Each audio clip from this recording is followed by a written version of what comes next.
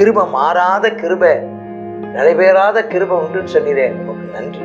விலகாதிருக்கும் கிருபைக்கு நன்றி. நீண்டகால ஆசீர்வாதத்தை தந்ததற்காய் நன்றி. சிங்காசனத்தை நிலைப்படுத்துவேன்னு சொன்னீரே, உமக்கு நன்றி. தாவீதின் குமாரனாம் சாலமோன் மட்டுமல்ல, தாவீதின் குமாரனாம் இயேசு கிறிஸ்துவின் காலத்தில் இப்ப நம்ம இருக்கிறோம். அதே இந்த உடன்படிக்கையின்படி கர்த்தர் இன்றைக்கும் தாவீதின் குமாரன் இயேசு கிறிஸ்துவனுடைய அல்லேலூயா ராஜ்யம், ராஜ்ய சிங்காசனம் இன்னைக்கு நிலைபெற்றிருக்கிறது. கர்த்தர் இயேசு ராஜாதி ராஜாவாய் இன்றைக்கும் ஆளுகை செய்து கொண்டிருக்கிறார். அவர் உங்க இருதயத்தில் ஆளுகை செய்கிறாரா? ஏன் இருதயத்தில் ஆளுகை செய்கிறார்? தேவனே இயேசு ராஜனே, உம்மை காணும் இருதயம் மகிழும். எனது எஜமானரே, என் மனதின் மணவாளரே. தேவனே இயேசு ராஜனே, உம்மை காணும் இருதயம் மகிழும். எனது எஜமானரே, என் மனதின் மணவாளரே. என் இதய சிங்காசனத்தில்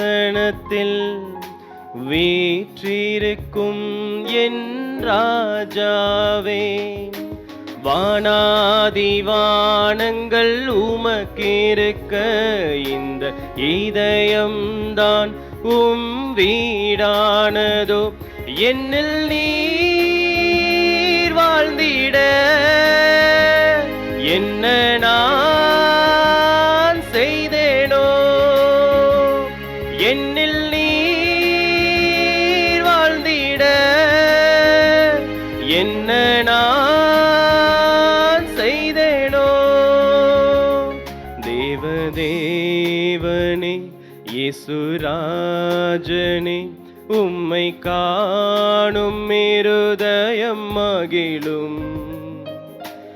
எனது எஜமானரே, என் மனதின் மணவாளரே. கர்த்தருடைய பரிசுத்த நாமத்திற்கு மகிமை உண்டாவதாக.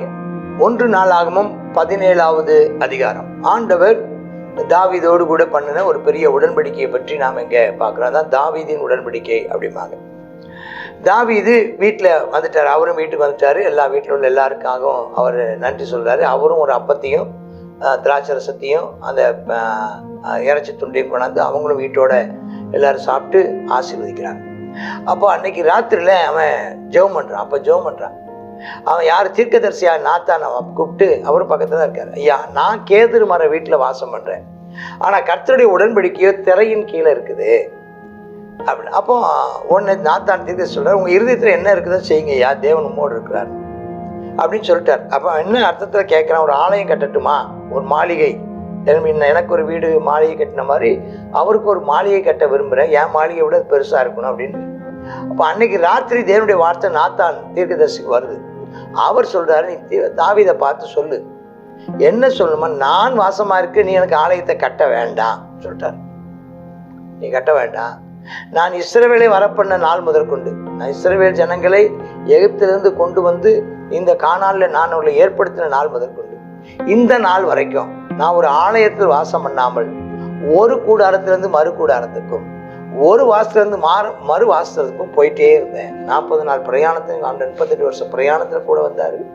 அதுக்கப்புறம் எல்லா நாட்கள்லையும் முதல்ல சீலோல இருந்துச்சு, அதுக்கப்புறம் பல இடங்களுக்கு மாற்றப்பட்டு வந்ததை நாம பார்க்குறோம்.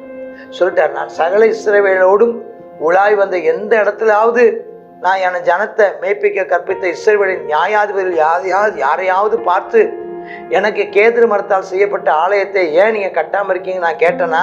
இல்லை.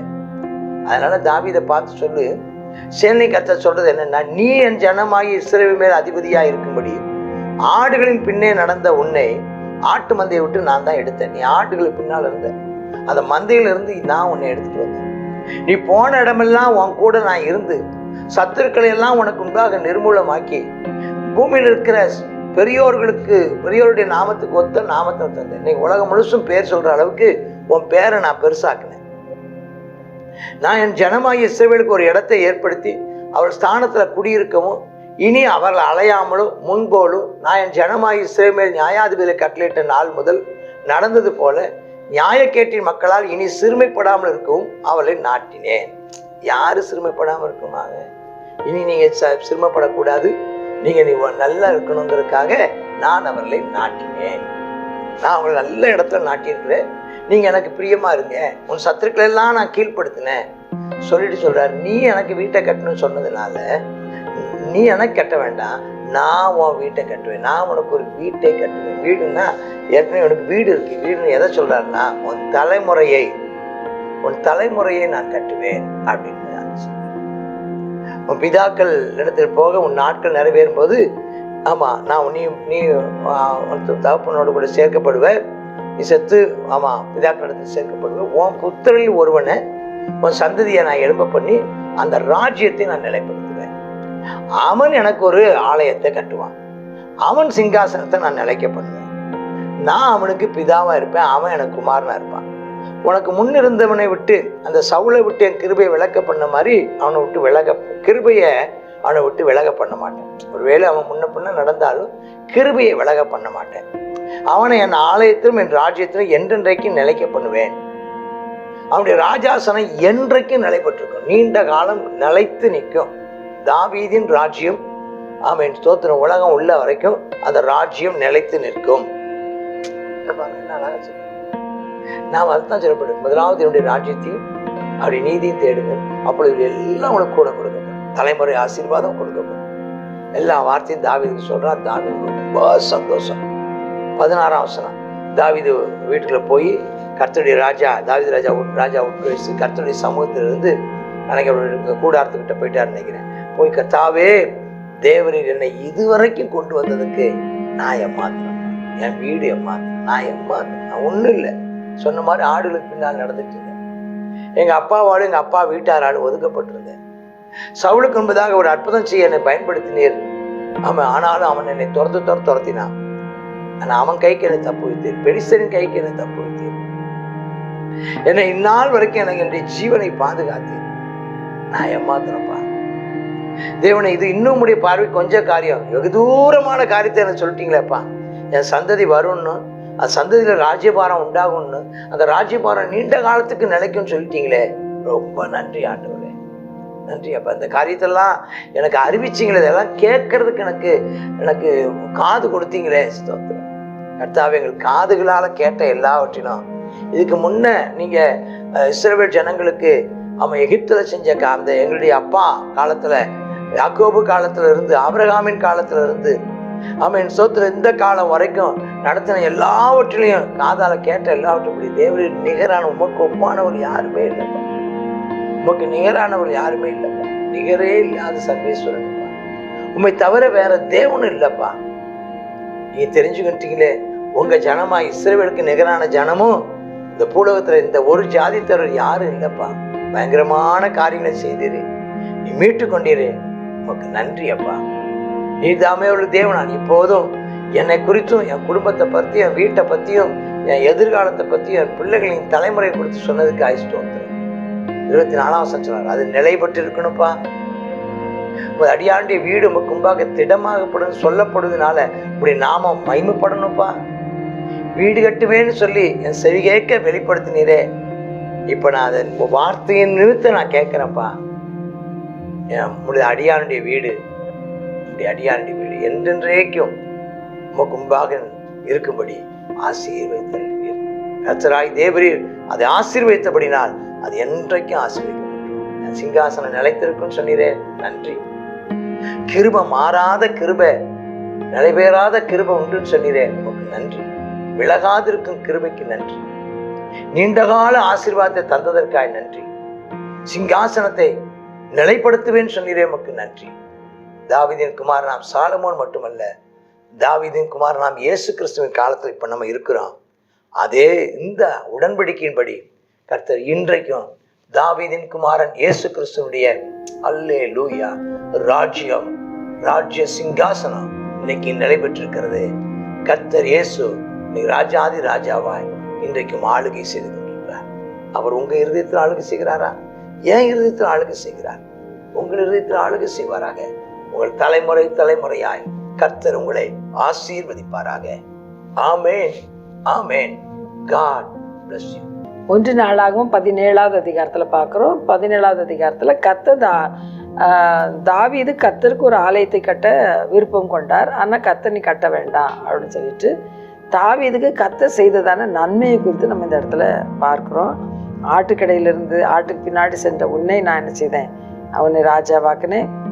உன்னுடைய சத்துருக்கள் எல்லாத்தையும் நான் என்ன செய்தேன்? நிர்மூலமாக்கினேன். பெரியோர்களுடைய நாமத்திற்கு ஒத்த நாமத்தை நான் என்ன செய்தேன்? உனக்கு உண்டாக்கினேன்.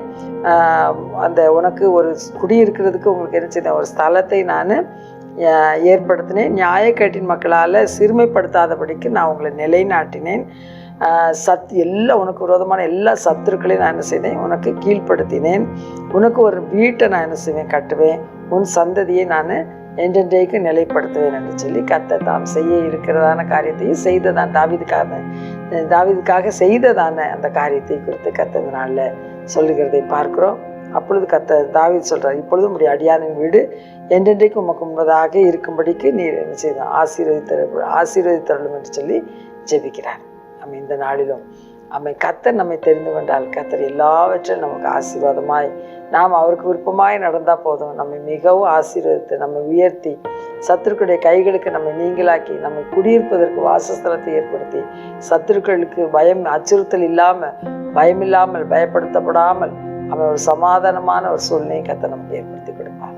நம்ம அவருக்கு பிரியமாய் நடந்து கொள்வோமா? ஜெபிப்போம். அப்பா, இரக்கம் கிருபை இருந்தால் எங்கள் நல்ல பிதாவே, நீர் கர்த்தாவே அப்பா தாவீதை அவனுடைய எல்லா சத்துருக்களுக்கு நீங்களாக்கி விட்டீரப்பா. தகப்பனே ஸ்தோத்திரப்பா. ஆமேன் அப்பா, ஸ்தோத்திரம். பெயர் அறியப்படாத அந்த தாவீதை நீர் கர்த்தாவே ஆட்டு மந்தையிலிருந்து எடுத்து கர்த்தாவே ஸ்தோத்திரம் போன இடத்துல எல்லாம் காப்பாற்றினீங்கப்பா. கர்த்தாவே சத்துருக்களை விரோதமாக வந்த சத்துருக்களை நிர்மூலமாக்குனீங்க அப்பா. ஸ்தோத்திரம் ஆண்டவரே. ஆமேன் அப்பா. மற்ற எல்லா சத்துருக்களையும் கீழ்ப்படுத்தி போட்டீங்க. பெரியோர்களுக்கு ஒத்த நாமத்தை நீர் கர்த்தாவே நீங்கள் கொடுத்தீங்க ஆண்டவரே. கர்த்தாவே உமக்கு நன்றி அப்பா. நியாயக்கேட்டின் மக்களால் ஆமேன் அப்பா கெட்டு போகாதபடிக்கு தேவனே உம்முடைய பிள்ளைகளுக்குன்னு ஒரு ஸ்தானத்தை ஆயத்தப்படுத்தினீங்க அப்பா. கர்த்தாவே ஸ்தோத்திரம். நன்றி அப்பா, நன்றி. இந்த நாளிலும் உம்முடைய பிள்ளைகளுக்கு நான் வீட்டை கட்டுவேன் என்று சொல்லி வாக்கு கொடுத்திருக்கிறபடியால் நன்றி செலுத்துகிறோம். ஆமை சந்ததி சந்ததியாய் உம்மை சேவிக்கத்தக்கதாக தலைமுறை தலைமுறைக்காய் உம்மை ஆராதிக்கத்தக்கதான அப்பா ஸ்தோத்திர பாக்கியத்தையும் நீர் கொடுத்திருக்கிறபடியால் நன்றி செலுத்துகிறோம். இந்த நாள் நாங்கள் கர்த்தாவே ஆராதித்த தேவன் அப்பா நீர் உண்மையுள்ளவர் அப்பா. நான் எங்களோடு அந்த அப்பா ஆமை ரட்சிப்பு நின்று விடாதபடிக்கு எங்களுடைய சந்ததி ஆமை தலைமுறை தலைமுறையாய் உம்மை சேவிக்கிற சந்ததியாய் கர்த்தாவே காணப்படவும் கர்த்தாவை ஆராதிக்கிற சந்ததியாய் எழுந்து நிற்கவும் கிருபை தாரும். இயேசுவின் நாமத்தில் ஜெபிக்கிறோம் நல்ல பிதாவே. ஆமென்.